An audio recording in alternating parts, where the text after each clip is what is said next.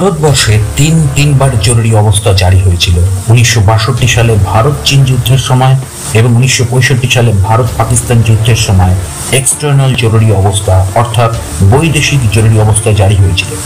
কিন্তু 1975 সালের 25শে জুন মধ্যরাত অর্থাৎ রাত্রি 12টা থেকে শুরু হয়েছিল ভারতবর্ষের আভ্যন্তরীণ জরুরি অবস্থা।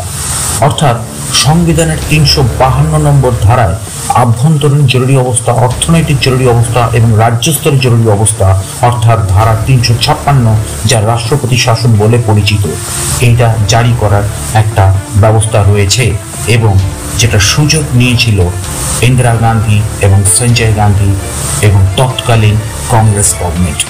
আজ রইল সেই ইতিহাস।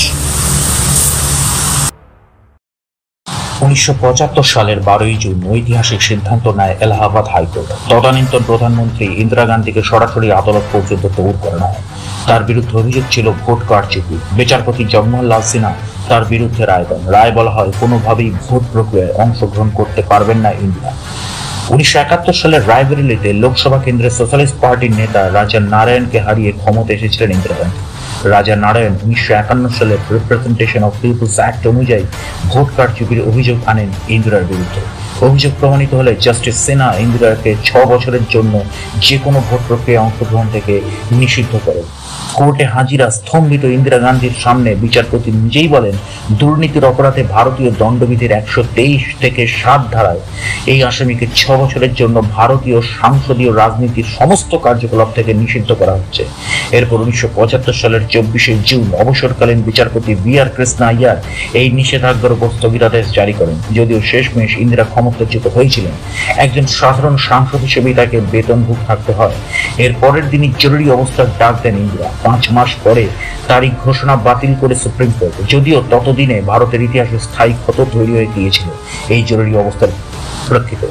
এই রায় ভারতবর্ষের ইতিহাসে কতটা বদল এনেছিল জিজ্ঞেস করা হলে বরিষ্ঠ আইনজীবী শান্তিভূষণ বলেন, হ্যাঁ, এই রায়ের ফলে বিরাট ক্ষতি হয়েছিল ইন্দিরার ভাবমূর্তি। 1977 সালের লোকসভা ভোটে বিচারপতি সিনহার এই রায়ের দরুন ইন্দিরার পরাজয় হয়। ইন্দিরা হেরেছেন। জরুরি অবস্থা দেশের ইতিহাসে কলঙ্কের দাগ রেখে গিয়েছে, কিন্তু সেইবার এই জয় হয়েছিল ভারতীয় বিচার ব্যবস্থা। 1975 সালের 25শে জুন আচমকা দেশে জরুরি অবস্থা ঘোষণা করায় উড়ে দেন তৎকালীন প্রধানমন্ত্রী ইন্দিরা গান্ধী। বিরোধীরা চরম সমালোচনা করে বলেছিলেন, বিনাশকালে বুদ্ধিনাশ। ইন্দিরার বিনাশ যে দ্রুত ঘনিয়ে আসছে, সম্ভবত এই দেওয়াল লিখন পড়ে ফেলেছিলেন বিরোধীরা। 1977 সালের নির্বাচনে গোহারা হারতে হয়েছিল আয়রন লেডিকে। জরুরি অবস্থার মূল্য চোকাতে হয়েছিল তাকে। পরে অনেক সংগ্রাম করে হারানো জমি এবং মানুষের ভালোবাসা তিনি ফিরে পেয়েছিলেন। মানুষ আবার তাকে প্রধানমন্ত্রীর কুর্সিতে ফিরিয়ে এনেছিলেন। কিন্তু জরুরি অবস্থার কলঙ্ক তার পিছু ছাড়েনি। এমনকি মৃত্যুর পরেও তার বংশধরদের বা গান্ধী পরিবারকে আজও জরুরি অবস্থার জন্য বিদ্ধ করে থাকেন বিরোধীরা।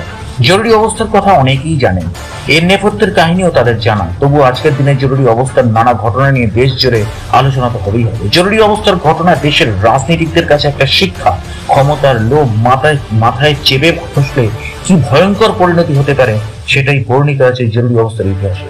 1971 সালের লোকসভা ভোটে বিপুল ভোটে জিতে ক্ষমতায় ফেরেন ইন্দিরা গান্ধী। 518টি লোকসভা আসনের মধ্যে কংগ্রেস একাই পায় 352টি আসন। হিসেব মতো পরবর্তী লোকসভা ভোট হওয়ার কথা ছিল 1976 সালে, কিন্তু তার আগেই জরুরি অবস্থা ঘোষণা করে দেন ইন্দিরা গান্ধী।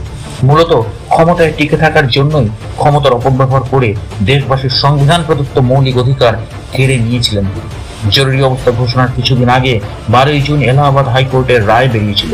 রাজা নারায়ণের আনা মামলায় ইন্দিরা গান্ধী নির্বাচনের দুর্নীতির অপরাধে দোষী সাব্যস্ত হয়েছিল। ইউনাইটেড সোশ্যালিস্ট পার্টির প্রার্থী রাজা নারায়ণের অভিযোগ ছিল, রায়বেরেলিতে ভোটারদের মদের বোতল দিয়ে প্রভাবিত করেছিলেন, নির্বাচনী প্রচারে বায়ুসেনা বিমানের অপব্যবহার করেছিলেন ইন্দিরা গান্ধী। আদালতে ইন্দিরা গান্ধী দোষী সাব্যস্ত হলেন।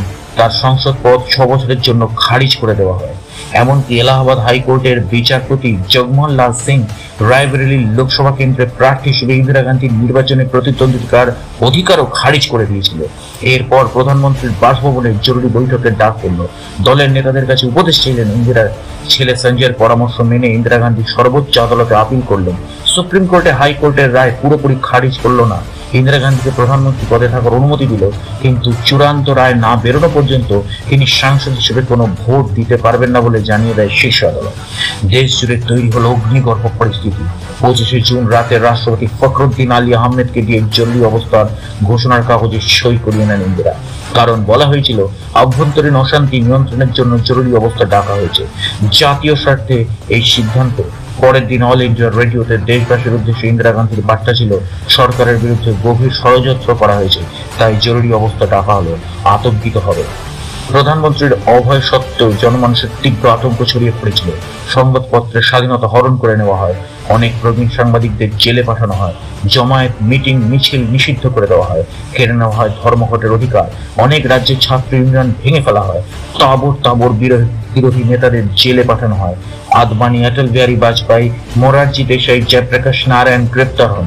শিল্প সংস্কৃতির উপর আঘাত নেমে আসে। শিল্পীদের বাড়ি বাড়ি গিয়ে পুলিশ খানা তল্লাশি করে, তাদের নানাভাবে হেনস্থা করা হয়। গান, কবিতা, উপন্যাস সবকিছুর উপর চাপানো হয়েছিল সেন্সরশিপ। শিল্প সংস্কৃতির কণ্ঠরোধ করা হয়, সাধারণ মানুষের অধিকার কেড়ে নেওয়া হয়। জরুরি অবস্থার সময় 11 লক্ষ মানুষকে জেলে যেতে হয়েছিল। বলা হয়, সেই সময় প্রধানমন্ত্রীর অফিস নয়, দেশ পরিচালনার রিমোট ছিল প্রধানমন্ত্রীর বাসভবনে তার পুত্র সঞ্জয় গান্ধীর হাতে। 21শে মার্চ 1977 সালে তুলে নেওয়া হয়েছিল জরুরি অবস্থা। জরুরি অবস্থার আরো কাহিনী আছে।